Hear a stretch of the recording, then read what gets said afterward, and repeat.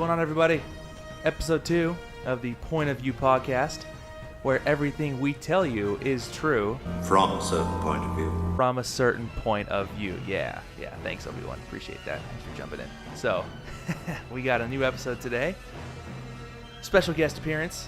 Gerard is sitting this one out today. We have the most annoying person on the planet, who is also my little brother, Ethan Lee. How's it going, man? Pretty good. Pretty good? Yeah. Just pretty good, or like really, really good?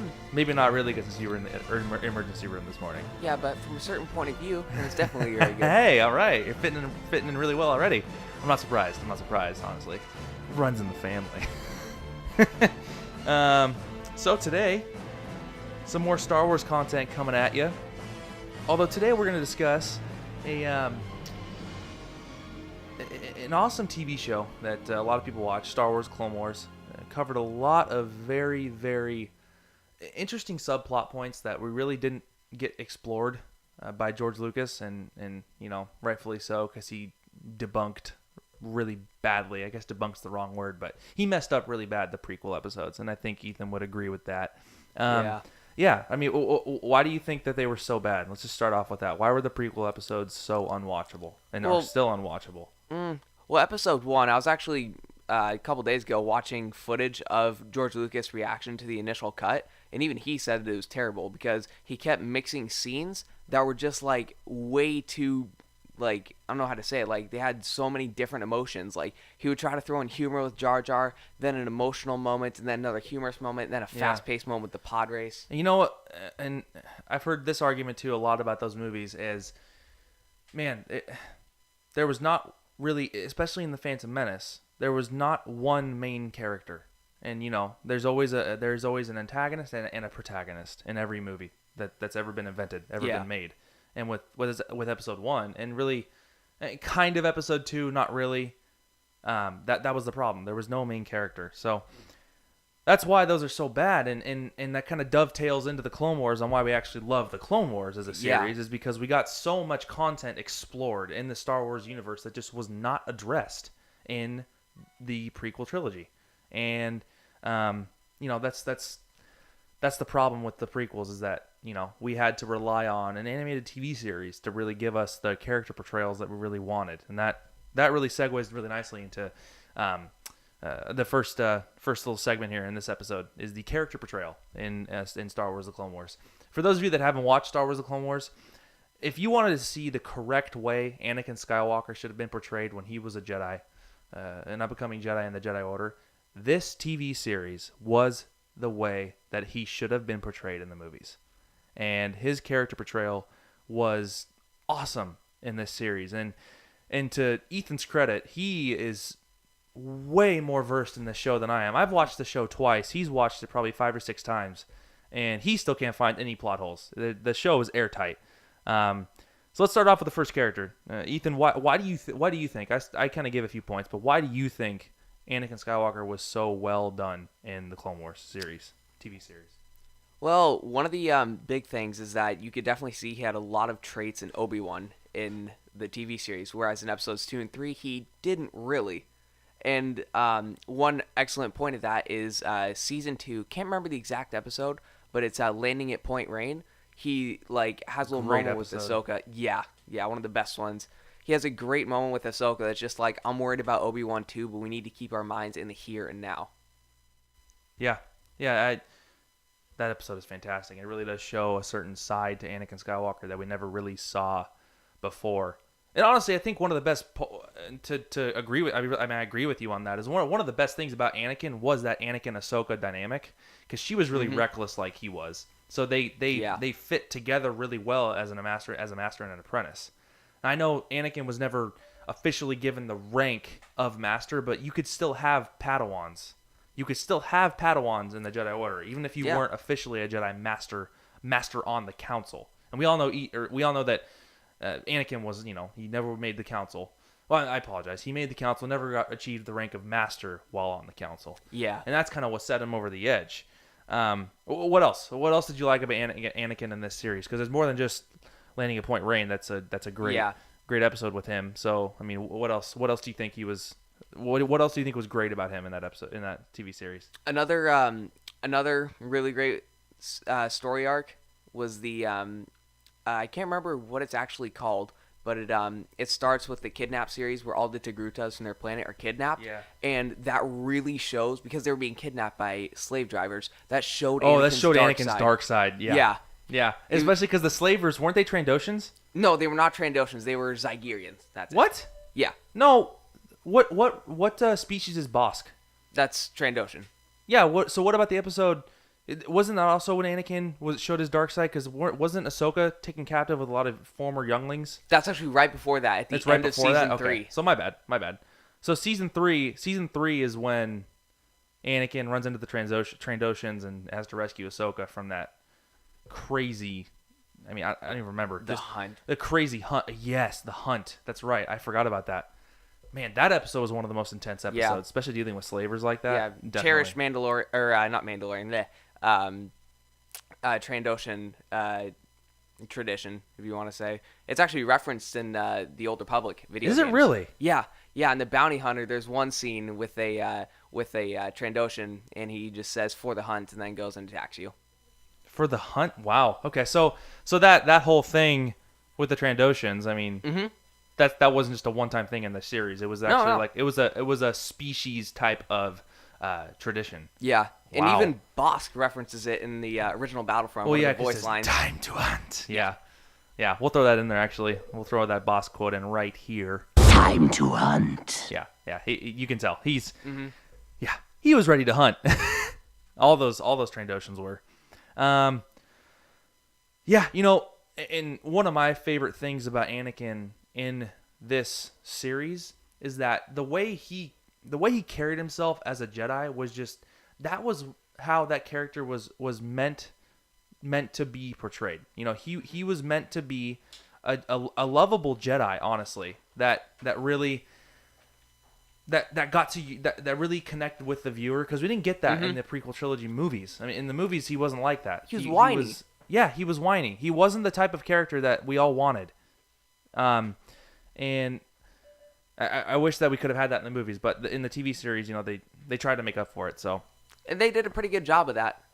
Yeah, they did. I mean, why do you think they did? As far as making up for it, why do you think they did a good job?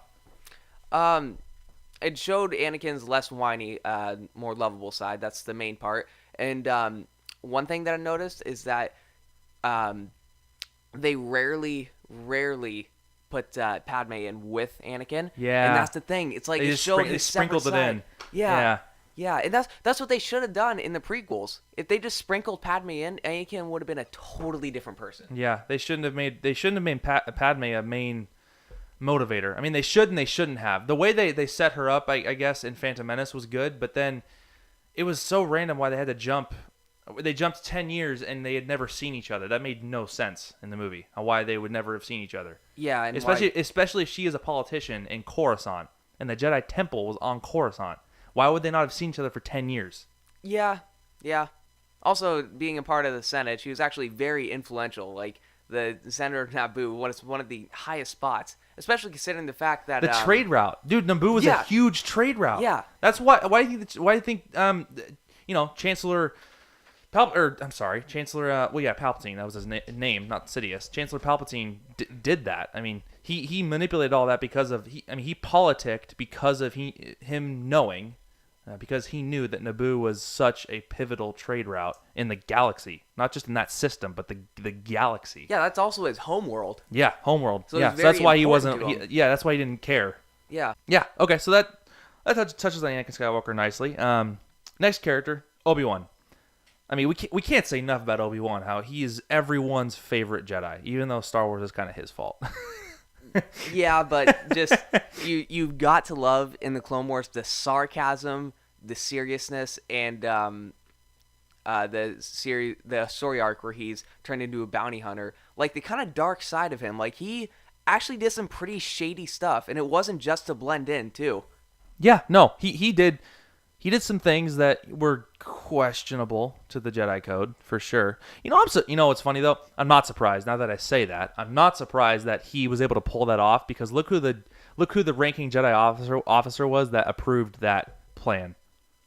It was Mace. Yeah. It was Mace Windu. Which Mace Windu, like, this is just another awesome characteristic of his.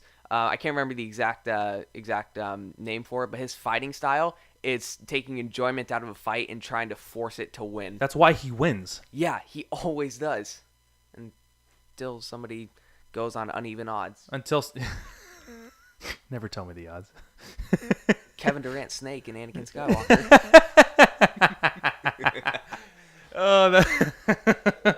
Oh man. What else about Obi-Wan? You know what my favorite thing about Obi-Wan was in this series was how you saw a different side to Obi-Wan that we didn't get in the prequels, because let me ask you this, Ethan. If you were to judge Obi-Wan Kenobi only off of Attack of the Clones and how him and Anakin got along, would you have come away liking Obi-Wan Kenobi from that episode? No. Exactly. No. And why? He was really, really arrogant. Actually, yes. Well, he got humbled by the Dooku. Jedi battle. Yeah, and Dooku when he got destroyed, basically. Yeah, arrogant. I don't know if I kind of disagree with that. I don't know if I'd say he's arrogant, but he was way harsh on Anakin. He was also pretty grumpy too. He was. Yeah, he was kind of a curmudgeon type of Jedi Master. Yeah, which is weird because that was not what Qui-Gon Jinn was. Oh yeah, not what Qui-Gon Jinn awesome. was. But the reason I love this show as far as Obi-Wan Kenobi is concerned is you saw that brotherly relationship that him and Anakin had after Anakin completed his training and became an actual Jedi Knight. They got along really well. They honestly acted like fleshly brothers. They would have disagreements, but they ultimately always ended up on the same team. Mm-hmm. And one of my favorite episodes that shows that is actually the episode that dovetails off of the movie, is when they're doing that attack on... Help me out with the name of that city.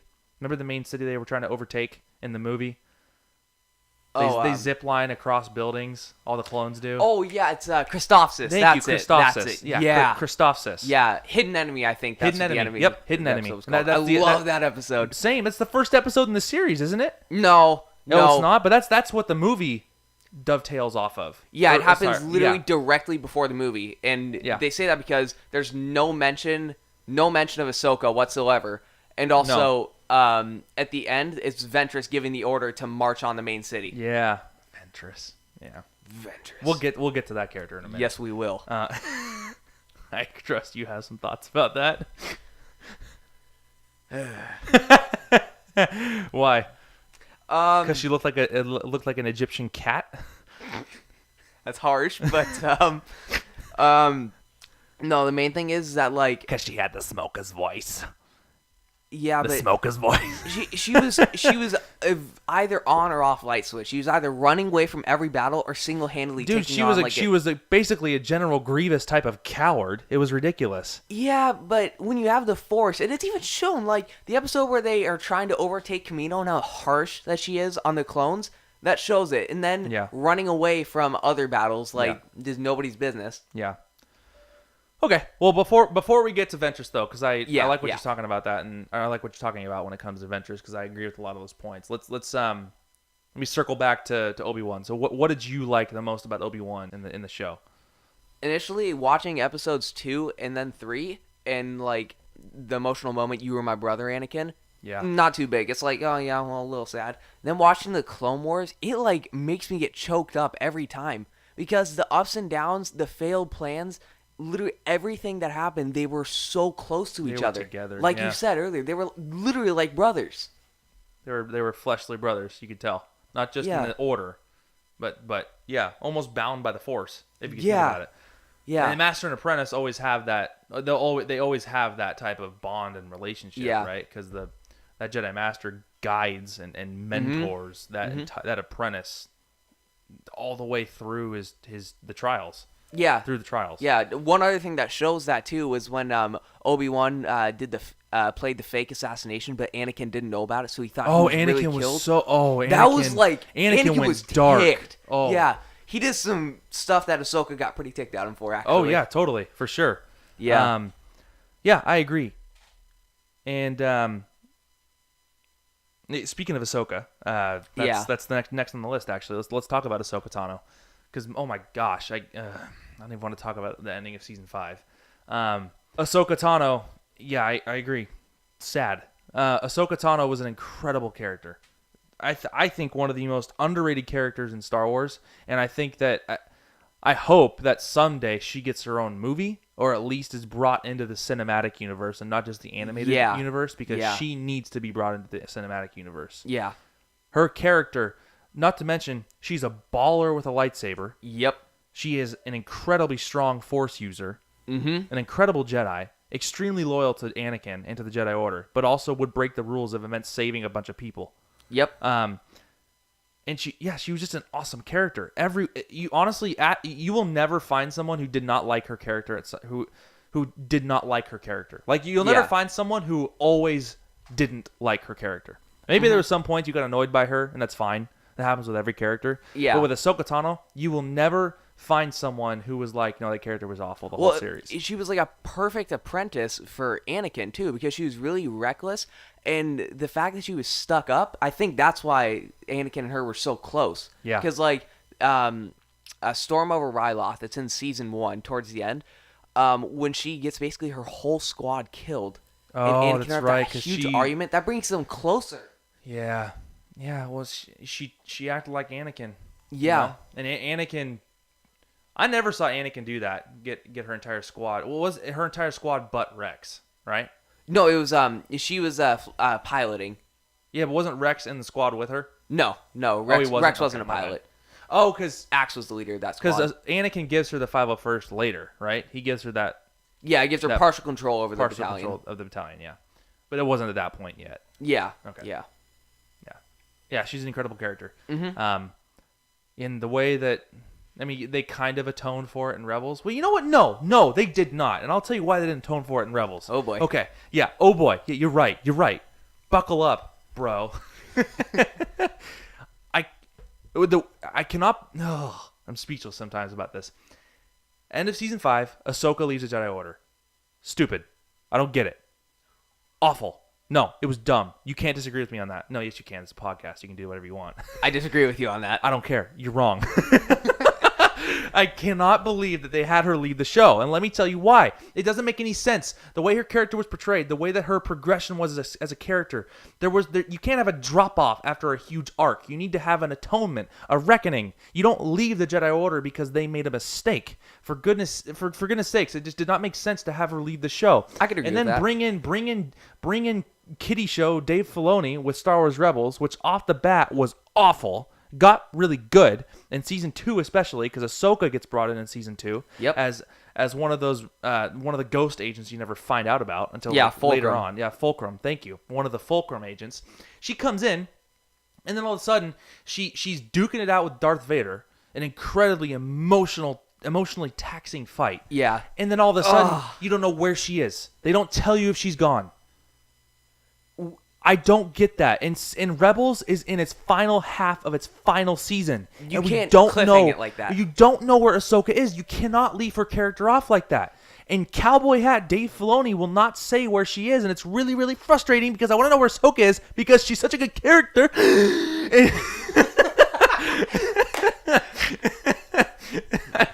Let me play you a sad song, The World's Smallest Violin. I'm just, Yeah, they really need to clear up what happened to her. It's so frustrating. I actually agree with you. Her downfall in the Jedi Order was a little bit too quick. They needed to foreshadow it a little bit more because it was out of the blue. It was over 2 episodes. It was 2 episodes, dude. It was like she was so strong with the Force. Like she literally single-handedly, with I think 20 or so ragtag rebels, liberated an entire separatist-controlled planet. And then I know. 10 episodes later, poof, she's gone. Yeah, They need to foreshadow it a lot more. Yeah, I completely agree. Yeah, and then the ending for her in Rebels, I can like it and not like it at the same time. Because the cliffhanger is kind of cool, but at the same time, what happened the last time you did a cliffhanger? It was with Darth Maul. And then you bring him back, and I'm just going to say on a side note, that fight was terrible. It was kind of suspenseful. The final one between Obi-Wan and Maul, kind of suspenseful. Well, dude, it lasted 3 seconds. Yeah. It was terrible. They had so much potential, but I kind of like it now, but you don't have to explain a lightsaber fight for it to be awesome. Because Dave Filoni went on record and said it was suspenseful. He tried to use the same moves that he used to kill Qui-Gon, but Build up to that. Make it a bigger fight. Yeah. Yeah. I completely agree with everything you're saying. Yeah. And what's frustrating is I think they gave Dave Filoni too much creative freedom with this show. And honestly, why is Kathleen Kennedy putting him on a noose? That is my next point that I was going to say. Kathleen she's a Kennedy has made a monster. lot of decisions about that. She's kind of a monster. like Carrie I Poppins. I don't say that. Yeah, I Her don't idea. say, and we talked about that in the last episode. Yeah, that I whole remember Leia listening to Poppins. that. It's not to take any shots at Kathleen Kennedy because for goodness sake, she's helped Star Wars immensely. Yeah, and it's, given so it a it's public not- name. Of course, given it brought it back essentially. But at the same time, it bothers me how much she has restricted Star Wars and how Yeah. much she has brought in this regime of almost a power trip that she has to flex on all these directors and these writers that have good ideas. Good Yeah. ideas. Because how much are you willing to say that Dave Filoni, I'm sure, did not have the creative control that He had over the Clone Wars. yeah. He had so much freedom over the Yes. Clone Wars, and he used it great. He used it amazing. Yeah. But Rebels, on the other hand, it was a lot more restricted, so he had to go with what his gut told him was the best option, those boundaries, and it sits well with some people, doesn't sit well with others. It was Yeah. a lose-lose situation for him. Yeah. Yeah, I agree with that 100%.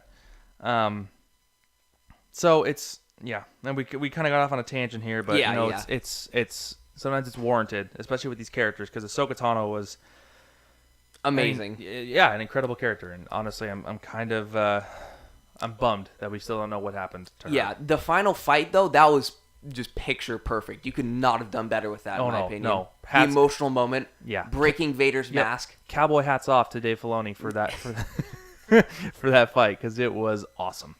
Okay, next character doesn't need much introduction. Sidious, absolutely fantastic. Just perfect. Because they showed how much of a puppet stringer he was in the Senate. Yeah. And how corrupt the Senate was. I mean, we knew it was corrupt. We didn't realize it was that corrupt. Besides Yeah. the obvious dark Sith Lord being in the Senate, in the chambers, being the supreme chancellor. Being a dictator essentially. But an incredible character. There's one scene that particularly stands out to me in that show, and it's like the 30 or 40-second scene when he's in his Senate chambers talking with his advisor, and he's talking about let them have their day or something like that. Let politics play out because in the end, politics will always lose and win at the same time. It was kind of like that type And of then, like, that the type dark of message. smile. Yeah, it was that type of message that it wasn't Yeah. that word for word, obviously, but it was that type of message. He had that super dark smile. he looked Yeah. like a Sith Lord. It when he was said the that. episode where they're trying to fund 1 million new clone troopers. Yes, that's right. Yeah. To keep the war going. Yeah. And then he says, isn't it amazing how the words of one small senator can influence the minds of millions? I believe that's the exact quote. Yes, I think that's what. You know what? We'll look it up. We'll grab it. Actually, we'll put that quote. We can put it right here. Actually.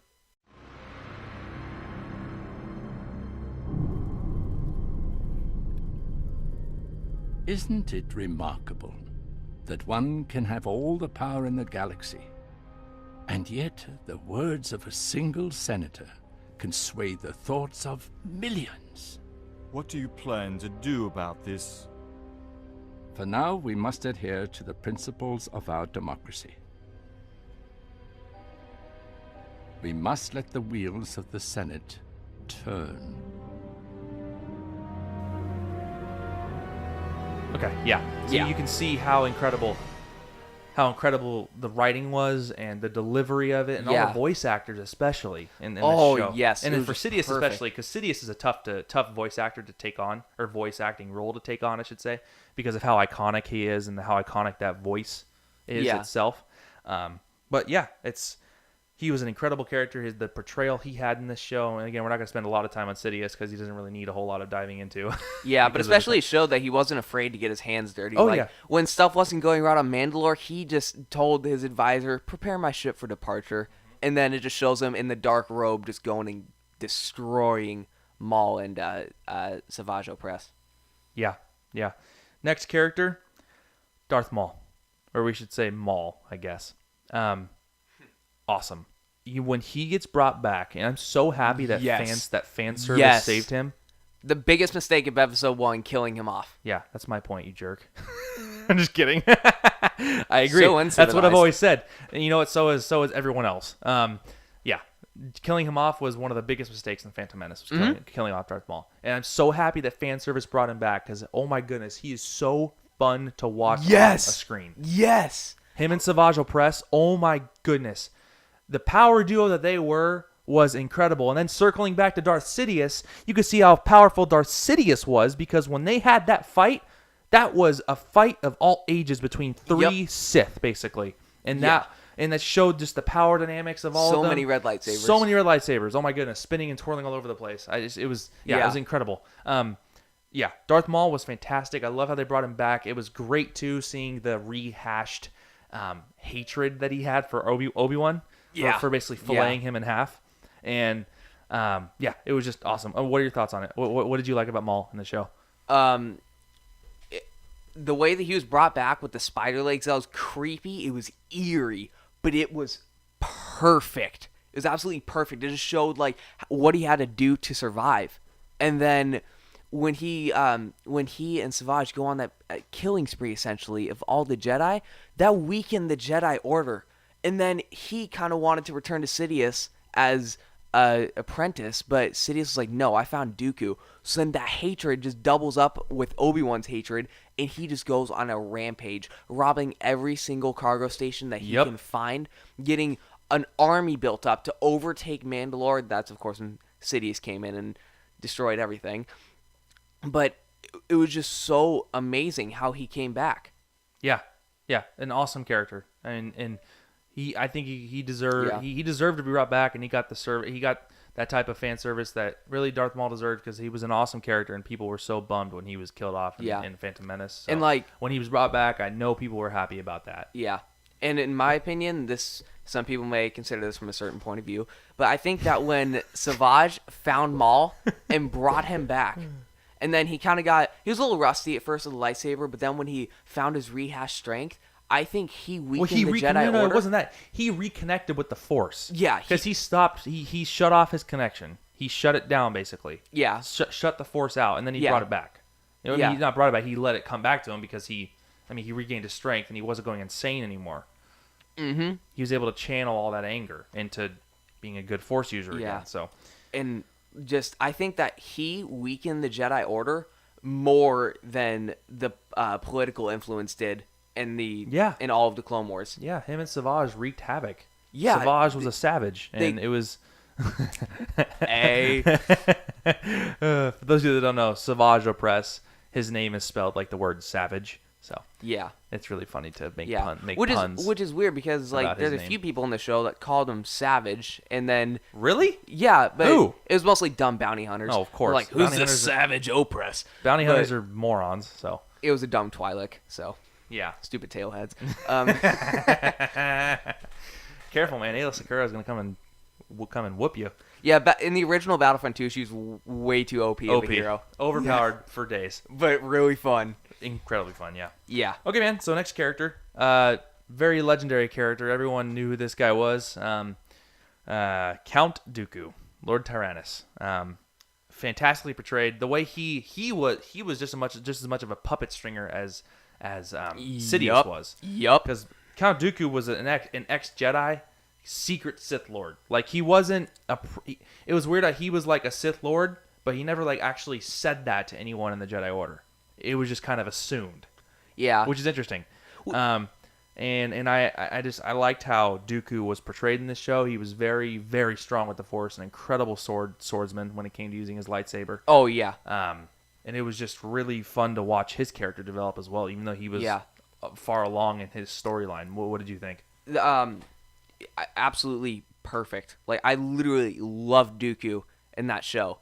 Like, even in the movie, when him and Anakin fight on Tatooine, and he's just constantly wearing him down. Not only his fighting style, like the one hand behind the back, like classic swordsman. I love that, by the way.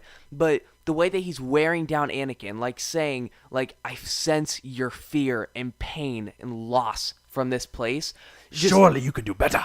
Yes, it is so incredible. Love that quote. Yeah, but the thing is that his arrogance blinded him pretty good to the fact that he was really being puppeted by Sidious. Like, Oh, yeah. he was kind of a rogue operative for a little bit, but then Sidious put him back into place. And I believe, I can't remember the exact episode, but there's one episode where Sidious force chokes him through a hologram. Yep. That got Dooku so ticked because he's like, I'm really being a puppet right now. Yeah, totally. Yeah. Yeah, Sidious and Dooku were kind of that duo. Yeah, they were Yeah. kind of always at each other's throats of sorts. But it was a lot more clear of a master and an apprentice. Oh, yeah. Hands down. Yeah. Hands down. Yeah. All right, man. Awesome. Next character, Mace Windu. You start, because I have a lot to say about Mace. Yeah. I think what's engraved on his lightsaber hilt is it explains everything. Yeah, he was definitely in.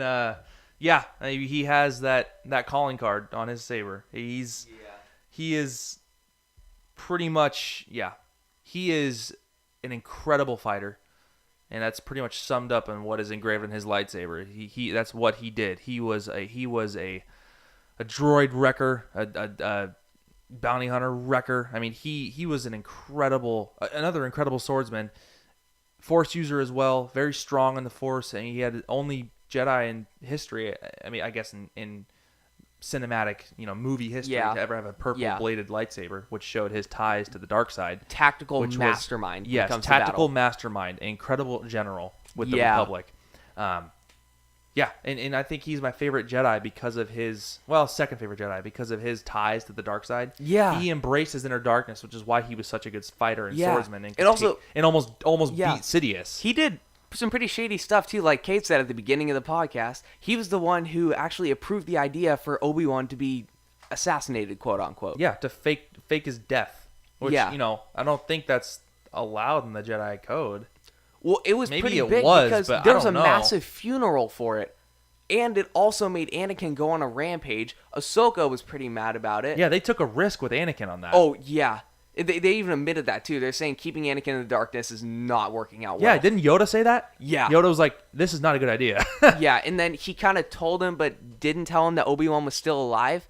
But then the most painful moment was when they end up confronting each other where, what's his name? I can't remember the name of the bounty hunter Obi-Wan was described as.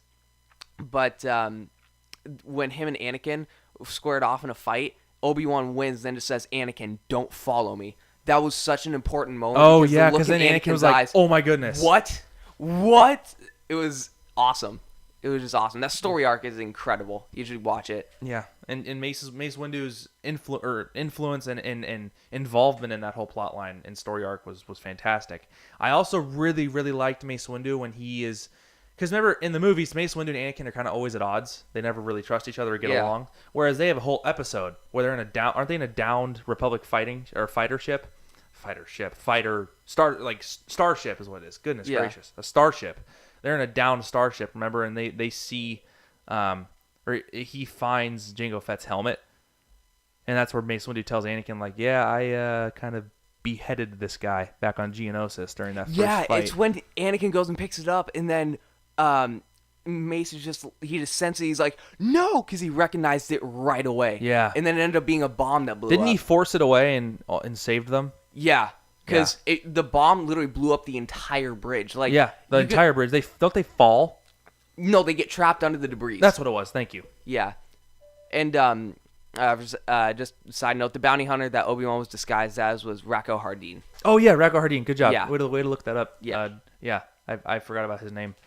Rako Hardeen. Yeah. Yeah. Such a weird name. It was said both ways. Yeah. Just like Savage was. Yeah. But yeah, so Mace Windu, an incredible character. So I guess the Awesome. takeaway from him is that he was just a really fun Jedi to watch. Yeah. And very different than the rest of the Jedi on the Council in terms of how he fought, how he carried himself, his ties to the dark side, embracing the ties to the dark side.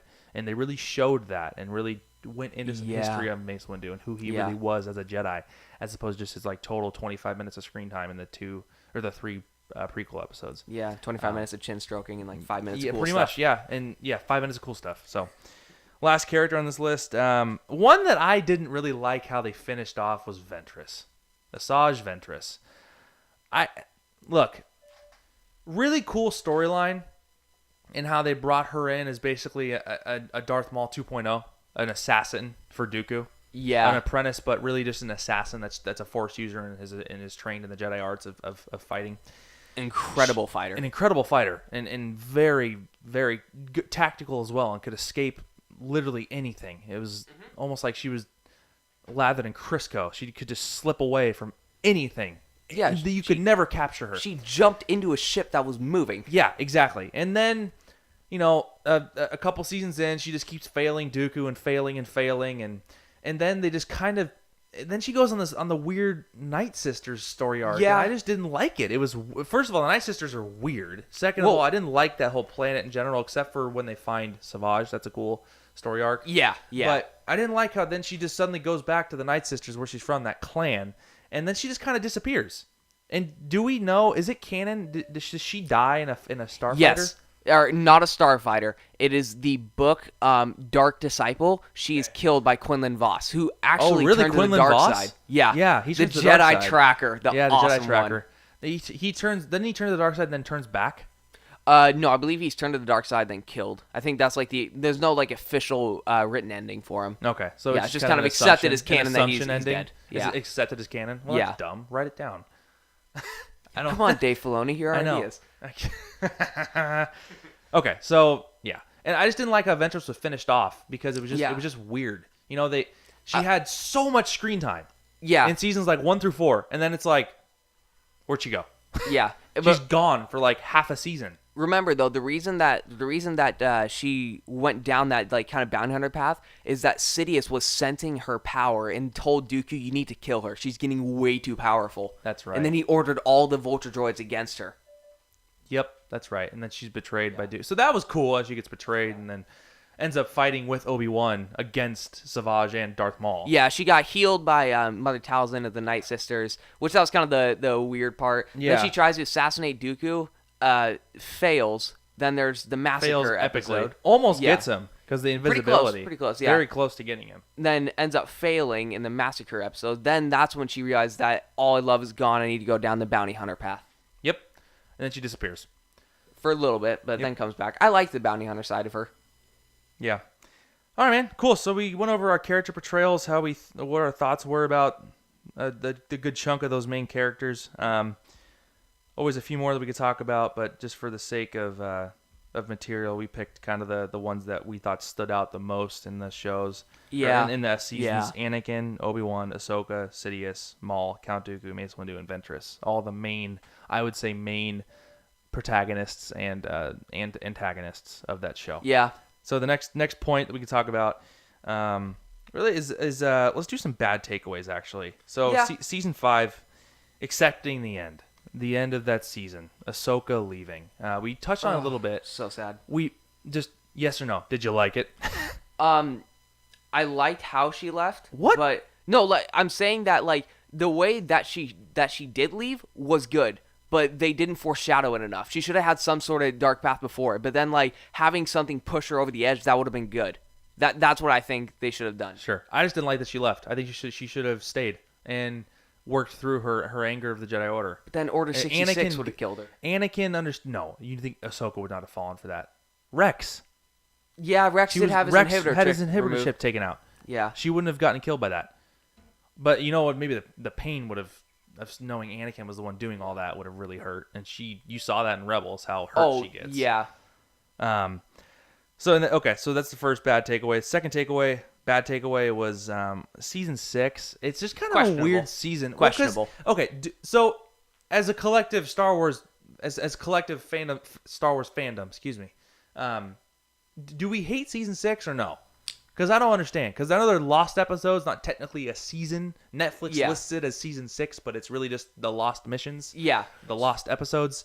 So I do we hate it or do we not? That's what I don't understand. I think that there were some parts of it, like where Tup, who I loved as a clone trooper, by the way, when he goes on that like killing spree, then eventually dies. That was I didn't really like that too much. And also the Jedi should have seen that they had all the inhibitor chips in there. But Fives kind of destroyed everything without even knowing it on accident because he was the one who did the surgery to remove it. Yeah. And then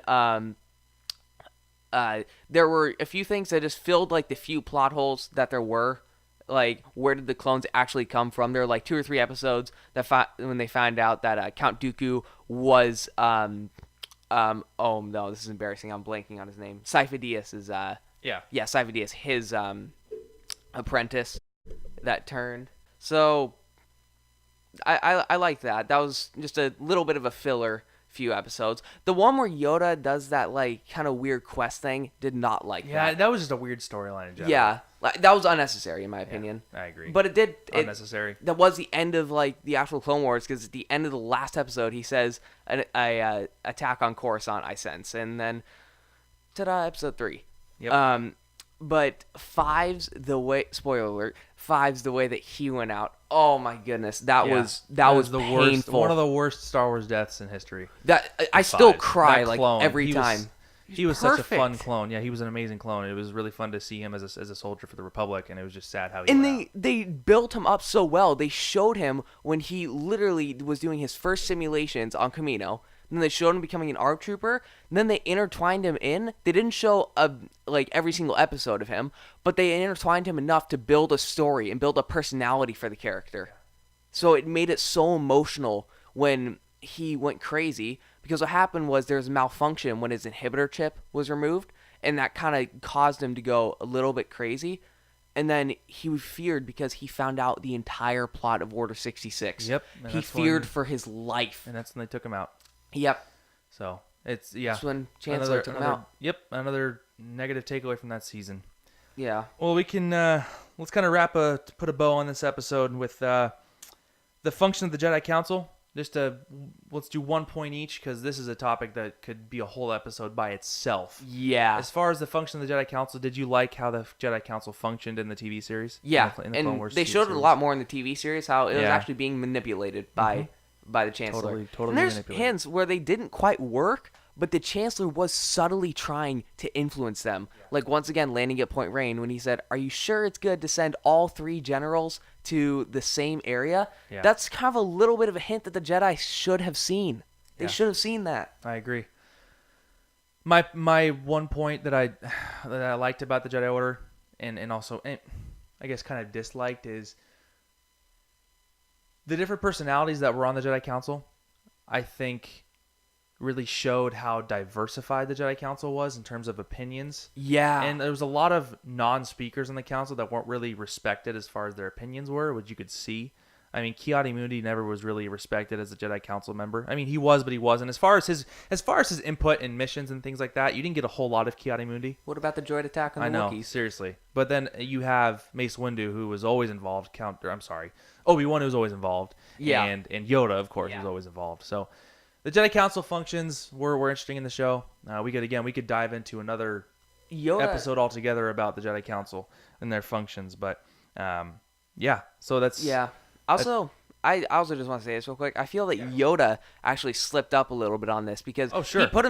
he literally put himself in the palm of Sidious and just said, Yep. "Control me like a puppet." And as it was brought out in the Last Jedi, how the Jedi Order, literally the first Jedi, or I'm sorry, the previous generation Jedi Order, literally let Sidious rise right in front of them, and then let the Jedi And they Order fall. watched it. Right, watched it happen.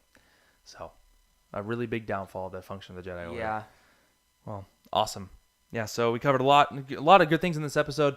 To recap, went over character portrayals of the Clone Wars show, certain things that we liked, disliked about the seasons in general, character decisions. The next couple episodes give you a quick preview here as we wrap up. Next episode will be, we're going to talk about, this will be the prequel debate. We'll have Riley Keys sitting in for that one. It's going to be a great episode. We could talk about those movies for hours and what we would have changed, because there's a lot to change in those movies, as we've discussed a couple of times in the first couple episodes here. And then the next episode, we're going to be switching gears to the MCU, Marvel Cinematic Universe. Going to talk about Black Panther. That movie is set up to be an incredible flick. I am so excited to see it. Just a couple of weeks away.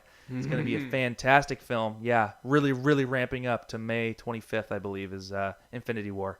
So it's just a great time to be a fan of comic book movies and Star Wars movies especially. Just a great time to really be into these films. So thank you all for listening.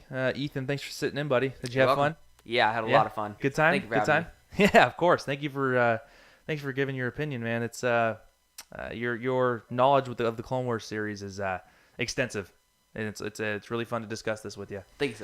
So so we will wrap things up here. We'll catch you all at the next episode, and for now, this is Cade Lee and Ethan Lee signing off from the Point of View podcast, where everything we tell you is true From a certain point of view. Thanks, Obi-Wan and Ethan. We'll see you all later. May the Force be with you.